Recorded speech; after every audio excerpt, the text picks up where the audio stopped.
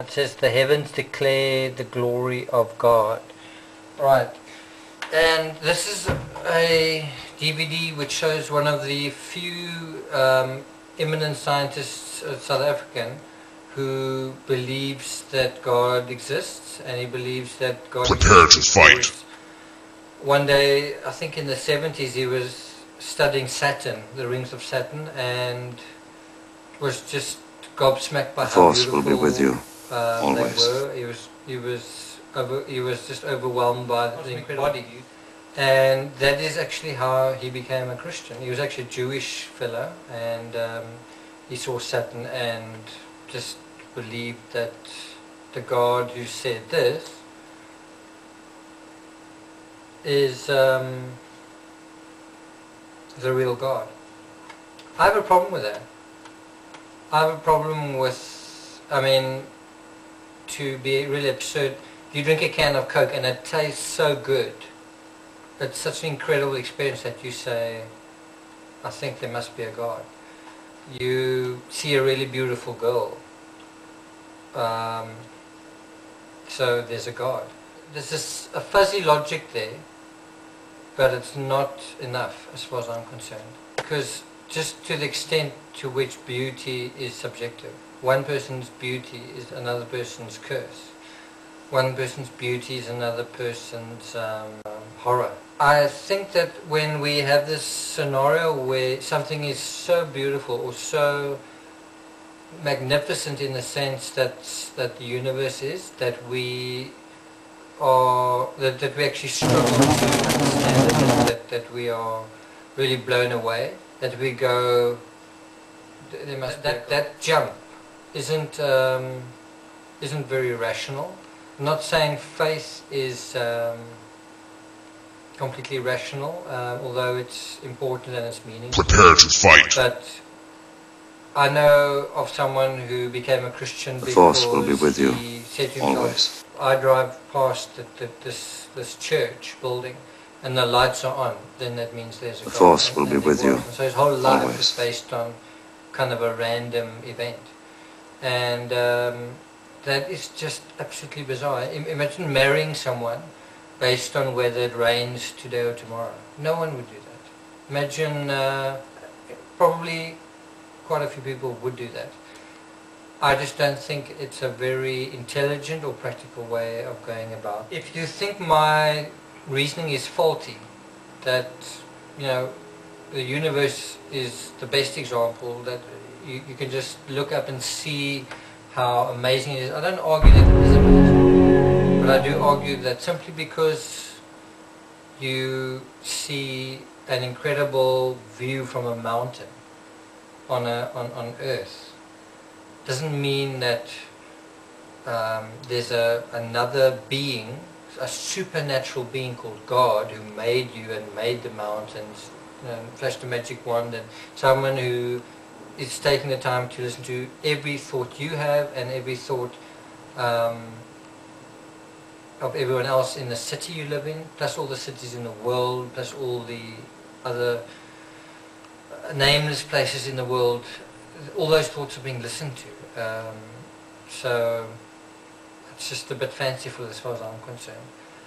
And I was a Christian, and I think it does make sense. It's very affirming and enhancing to a point, but there's a point where it's not, and that point is where sometimes you have people who are very overt in what they believe, and an example is when that exclusivity clashes and each one claims their own right, their own sovereign right to what's holy and what's God, then it becomes completely clear. The question, is there life after death? And it's actually a simple question with a very simple answer. You are born into the world, you live your life for a certain amount of time, and then you die. Are you alive after that? Are you alive after you've died? When someone has died, do you see them later on? Do you hear some sort of report from them later on? No.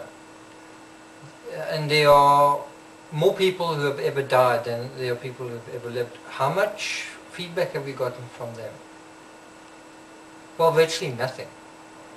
And the feedback we have is quite dubious. If you just take the sheer volume of the dead and what we have from them, where heaven is and what to expect, it's very, very shaky. But let's make it even simpler than that. Before you were born, you didn't exist. In other words, you were dead. You had no existence. What was that like? Think about it. Think about before you were born, what it felt like. Well, there's no emotion attached to it. You didn't feel pain, you just weren't there. It's the same as when you go to sleep. It's a natural state. It's not necessarily pleasant or unpleasant. It's just a necessary and natural state. And it's part of what makes life what it is. So you've actually experienced death, and that was before you were born, right? And when you die, you will revert to that state you were in before you were born, which is a state of not existing. You're existing now. It's a precious time. It's a valuable time. It's a temporary treasure, and then it's over. And then when you die, everything that you are basically dissolves and becomes part of everything else. And so the answer is quite simple. From what we would like to hear, because we desperately don't want to die, because we're thinking creatures, we are aware of what death could be. It's the end of knowing things, it's the end of loving, it's the end of family, it's the end of being a part of something, it's the end of